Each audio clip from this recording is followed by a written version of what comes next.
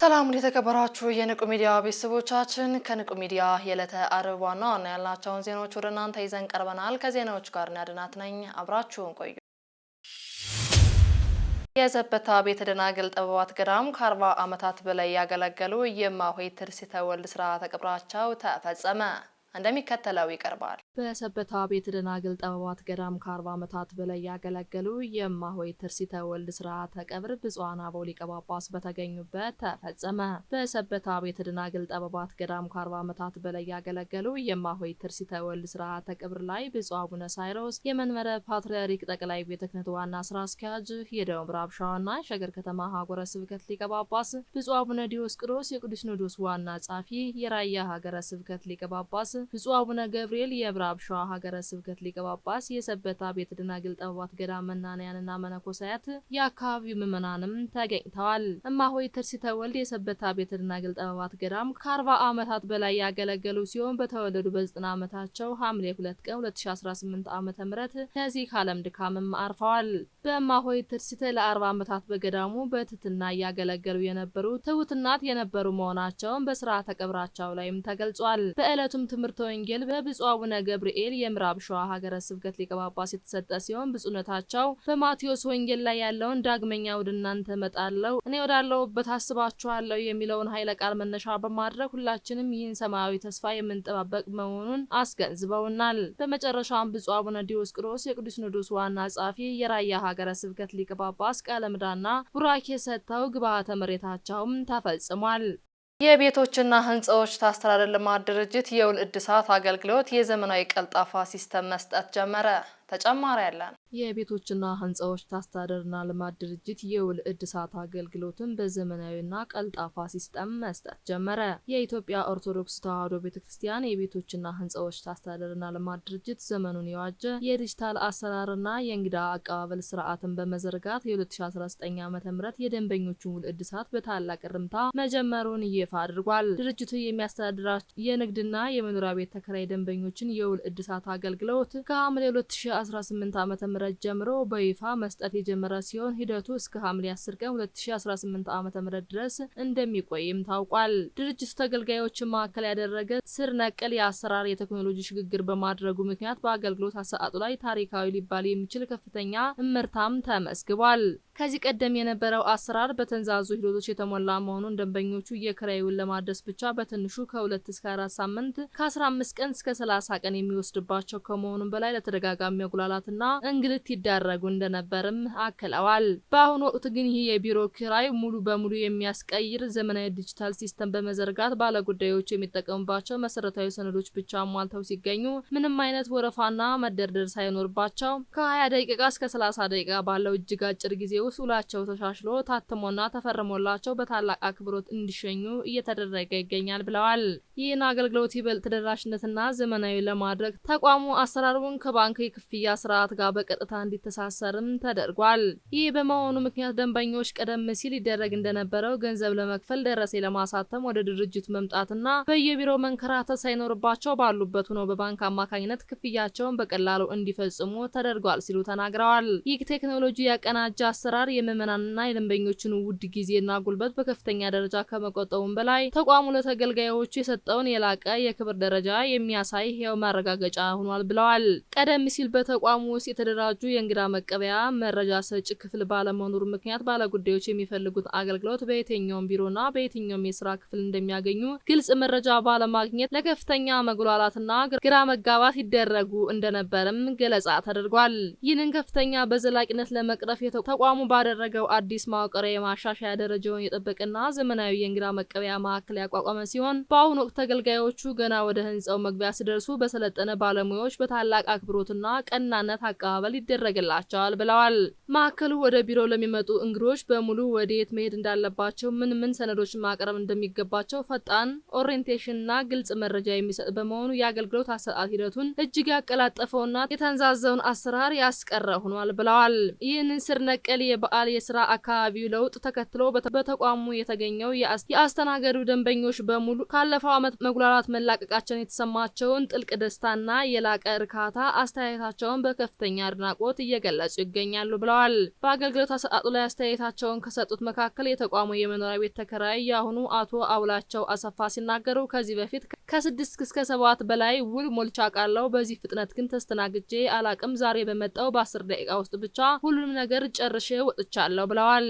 የቢሮ ሁኔታ በጣም የሚገርም ነው። ከበር ጀምሮ ያለው የእንግዳ አቀባበል የተለየ፣ ቢሮው እጅግ ዘመናዊ ሆኖ ታደሰ ነው። አዲሱ ስራ አስኪያጅ ሊቀ ስዩማን እስክንድር ገብረ ክርስቶስ ከመጡ በኋላ በፊት በአእምሯቸው ላይ የነበረው መጥፎ አሰራር የሚያስቀይር ትልቅ ለውጥ እያየን ነው ብለዋል። ሌላኛው የተቋሙ ደንበኛ መጋቢ ብሉይ አእምሮ ዘውዴ በበኩላቸው ድርጅቱ የሚገኝበት የ4 ኪሎ አካባቢ የከተማዋ እምብርት መሆኗን ጠቅሰው ቢሮዎቹ የአካባቢውን ስታንዳርድ በጠበቀ መልኩ ታድሰውና ዘመናዊ በሆነ አሰራር ደንበኛ እያስተናገዱ ይገኛሉ ብለዋል። እኔ ዛሬ ውል ለመውሰድ መጥቼ በ30 ደቂቃ ባለሞላ ጊዜ ውስጥ የታደሰው ውል ተቀብያለሁ። ይህ ዘመኑን የዋጀ ቤተክርስቲያናችን ልማት ላይ እንደ ማሳያ የሚወሰድ ደንበኛ ተኮር አገልግሎት ስለሆነ እጅግ ደስ ብሎኛል። ለዋና ስራ አስኪያጁ እስክንድር ገብረ ክርስቶስና ለስራ ባልደረቦቹ መልካም የስራ ዘመን እመኛለሁ ሲሉ ምስክርነታቸውን ሰጥተዋል። በተቋሙ ቀደም ሲል ያገለገሉ የነበሩት በአሁኑ ወቅትም የድርጅቱ ደንበኛ የሆኑት መላከ ሕይወት ቀለመ ወርቅ በበኩላቸው በተደረገው ለውጥ መደመማቸውን ገልጸው ዓመታዊ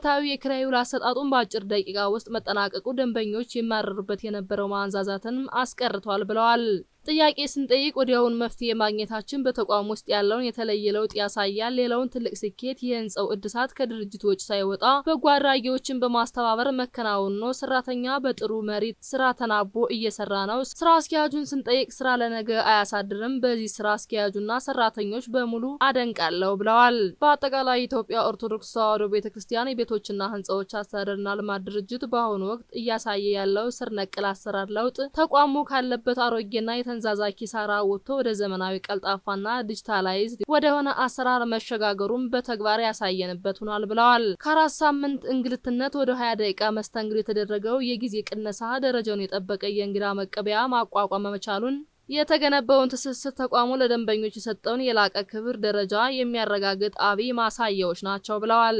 ይህ በድርጅቱ ታሪክ አዲስ ምዕራፍ የተከፈተ ደንበኛ ተኮር አገልግሎት የቢሮ መታደስ በአዲሱ ዋና ስራ አስኪያጅ ሊቀ ስዩማን እስክንድር ገብረ ክርስቶስ መሪነት በስራ ባልደረቦቹ ቁርጠኝነት የመጣ መሆኑን ተገልጋዮች በታላቅ እርካታ መስክረዋል። ለውጡ ከድርጅቱ ካፒታል ላይ ምንም አይነት ወጪ ሳይደረግ በጎ አድራጊዎችን በማስተባበር የተከናወነ መሆኑ ደግሞ የአመራሩ ስልታዊ ተጽዕኖ ፈጣሪ የስራ መሪነት ይበልጥ ጎልቶ ይታይ አድርጎታል ብለዋል። የቤቶችና ህንጻዎች አስተዳደርና ልማት ድርጅት ይህን የተጀመረውን የልማት የማዘመንና የቀናነት ጉዞ አጠናክሮ እንደሚቀጥልበት ያረጋገጠ ሲሆን ይህ ስኬት ተሞክሮ በሌሎቹ የቤተክርስቲያን የታላላቅ ተቋማትና መዋቅሮች ዘንድ እንደ መልካም ተሞክሮ የሚወሰድና የቤተክርስቲያናችን ሁለንተናዊ እድገትና ልማት ይበልጥ የሚያፋጥን መሆኑ ታምኖበታል ሲሉ ክለዋል።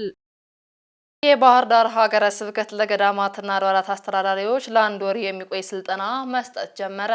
እንደሚከተለው ይቀርባል።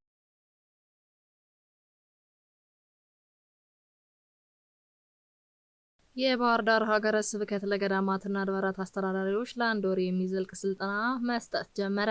ስልጠናው በብፁዕ አቡነ አብርሃም የባህር ዳርና ሰሜን ጎጃም ሀገረ ስብከት ሊቀ ጳጳስ ጸሎተ ቡራኬ በይፋ ተከፍቷል። የባህር ዳር ሀገረ ስብከት ስልጠናውን የሚሰጠው ከሀገረ ስብከቱ አድባራትና ገዳማት የተውጣጡ አስተዳዳሪዎች ሲሆን ቅድስት ቤተክርስቲያንን በሚበጁ የተለያዩ እርሰ ጉዳዮች ላይ ቤተክርስቲያናችንና ዘመናዊ ትምህርት አዋሃድ በያዙ ሊቃውንት ነው። ስልጠናውን እስከ ሐምሌ 30 የሚሰጥ ነው ተብሏል። የስልጠናው ዋና ዓላማ የሚቀድመው ሐዋርያት ብርሃናተ ዓለም ቅዱስ ጳውሎስ በበጎ ምግባር ለሃሉ አርአያና ምሳሌ ሆናችሁ የሚቃወም ሰው በእኛ ላይ የሚናገረው መጥፎ ነገር ሲያጣ እንዲያፍር አነጋገርና ትምህርት አንድ ሰው እንኳን በማይንቀው ነውር በሌለበት ስርዓት ባለው አነጋገር በንጹህ ይሁን ሲል ለደቀ መዛሙርቱ የሰጠውን ትምህርት መሰረት አድርጎ ነው ብለዋል። ይህንን ስልጠና አስመልክቶ ብፁዕ አቡነ አብርሃም የባህር ዳርና የሰሜን ጎጃም ሀገረ ስብከት ሊቀ ጳጳስ በተለይም ለኢኦቲሲ ቲቪ እንደገለጹ ስልጠናው ያስፈለገበት ምክንያት መላከ አርያም መላከ ምሳሌ ሆነን ለቅድስት ቤተክርስቲያን መስራት ከምዕመናን ጋርም ይበልጥ መቀራረብ እንድንችል ነው ብለዋል። ብፁዕነታቸው የምንናገረው ንግግር አኗኗራችን የምንሰራው ስራ በአርአያነት የሚጠቀስ መሆን አለበት። ይህ እስካልሆነ ድረስ አሁንም የምንመራውና መሪዎች ባይድ እንሆናለን ሲሉ የስልጠናውን አስፈላጊነት አብራርተዋል። ብፁዕ አቡነ አብርሃም በዘመናችን ከላይ እስከ ታች የቤተክርስቲያን መዋቅር ውስጥ የሚገኘውን አመራር ከነቀፋ የራቀ እንዳልሆነ በመጠቆም ስራችን ነውር ነቀፋ የሌለበት እንዲሆን እያንዳንዱ መሪ ከራሱ እውቀት ጋር መጠቀም የሚችልበትን መንገዱን የሚያሳይ ዘመኑን የሚያስቃኝ የባለሙያዎች መግቦት በማስፈለጉ ነው ስልጠናው የተሰናዳው ብለዋል። ብፁዕነታቸው የቅድስት ቤተክርስቲያን አመራር ላይ የሚሰነዘሩ ነቀፋዎችን ከእውቀት የራቁ እንኳን ቢሆን የራሳቸው ጉዳይ ብለን መቀመጥ ሳይሆን በዝምታ ውስጥ በስራ ለማሸነፍ ለመግለጥ ጥረት ማድረግ አለብን ብለዋል። ብፁዕ አቡነ አብርሃም የባህር ዳርና የሰሜን ጎጃም ሀገረ ስብከት ሊቀ ጳጳስ በማብራሪያቸው እኛ መሪዎች የመከላከል አቅማችን ደካማ ስለሆነ ሰይጣን በቅድስት ቤተክርስቲያን ላይ ዘምቶባታል። ለዚህም በስራ ተገልጠን የቤተክርስቲያንን ክብር ለማስጠበቅ ስልጠናው ወሳኝ ሚና እንደሚኖረው ማከለዋል። ሐምሌ 3 ቀን 2018 ዓ.ም ከንቁ ሚዲያ ደረስላችሁ አጭር ዜናዎችን ይመስሉ ነበር። ቀሪዎቹን ከቀሪ የንቁ መርሃ ግብሮች ጋር አብራችሁ ቆዩ እያልን እኛ ከውድ ተሰናበትናችሁ። ሰላም እግዚአብሔር ከእናንተ ጋር ይሁን። ቸር ሰንብቱ። ንቁ ኦርቶዶክስ ተዋህዶ የጸሎትና የንስሐ መርከብ ማህበር በእግዚአብሔር ፈቃድ በወንድማችን የኔነ ተስፋዬ አስተባባሪነት ከተመሰረተ ጊዜ ጀምሮ ከሚሰጣቸው ዘርፈ ብዙ መንፈሳዊ አገልግሎቶች መካከል የሐዋርያዊ አገልግሎትና ያሬዳዊ ዝማሬዎች አንዱ ነው።